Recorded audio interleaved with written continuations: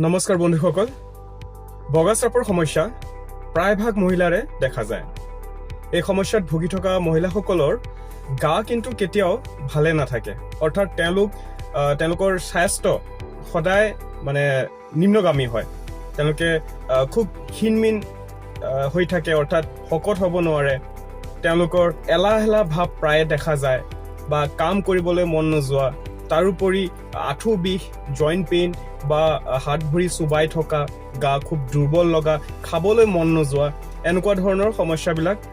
দেখা যায় এইবিলাক সমস্যাৰ পৰা তেওঁলোকে ভাল হ'ব পাৰে কিছুমান নিয়ম অৱলম্বন কৰি চাওক এইবিলাক প্ৰায় হৰমন ইমবেলেন্সৰ কাৰণে দেখা যায় ইয়াৰ লগতে মহিলাসকলৰ বহুখিনি মাহেকীয়া সমস্যাও থাকে তাৰ বিষয়ে মই বেলেগ এদিন আৰু এটা ভিডিঅ' বনাম কিন্তু এই বগাচাপৰ সমস্যাটো প্ৰায় মহিলাসকলে বহুত কষ্টকৰ হৈ পৰিছে ইয়াৰ বাবে আপোনালোকে প্ৰথমতে নিজৰ দৈনন্দিন জীৱনত কিছুমান সাল সলনি কৰিব লাগিব বিশেষকৈ এইবিলাক দেখা যায় খুব বেছি ফাষ্ট ফুড আদি খোৱাৰ বাবে ভাজা পোৰা আদি খোৱাৰ বাবে বা ৰাতি খুব দেৰিকৈ টোপনি যোৱাৰ বাবে বা খোৱা বোৱাৰ খেলি মেলি এই সকলোবোৰ বস্তুৱে মেইন এই বেমাৰ আদিৰ কাৰণে আপোনালোকে খোৱা বোৱাৰ যত্ন ল'ব লাগিব খুব গৰম বস্তু নাখাব অৰ্থাৎ মাংস ডিম মাছ খুব ভাজা পোৰা এইবিলাক বস্তু কমকৈ খাব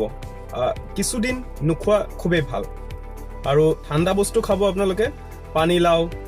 জিকা ভোল এইবিলাক বস্তু পাৰিলে খাব এতিয়া ইয়াৰ পৰা কেনেকৈ এই বেমাৰটো কেনেকৈ ভাল কৰিব পাৰোঁ এই বেমাৰবিধ ভাল কৰিবলৈ খুব টানো নহয় আমি ৰাতিপুৱা ভাগত এল'ভেৰা জুচ 2 চামুচ একাপ কুহুমীয়া গৰম পানীত মিক্স কৰি খাব পাৰোঁ ৰাতিপুৱা খালী পেটত ৰাতি ভাত খোৱাৰ এঘণ্টা আগত তাৰপিছত শতাৱাৰী চূৰ্ণ 1 চামুচকৈ ৰাতি ভাত খোৱাৰ পিছত একাপ কুহুমীয়া গৰম পানীত মিক্স কৰি খাব এই দুটা কৰিলেই চাব সমস্যা এয়া আপোনালোকে খুব সোনকালে নিৰাময় হ'ব তাৰোপৰি ঘৰুৱা এটা বিধি যে চাউল ধোৱা পানী আমি বহুতে জানো এই নিয়মটো কৰি চাব পাৰে ভাল হয় কিন্তু চাউল ধোৱা পানী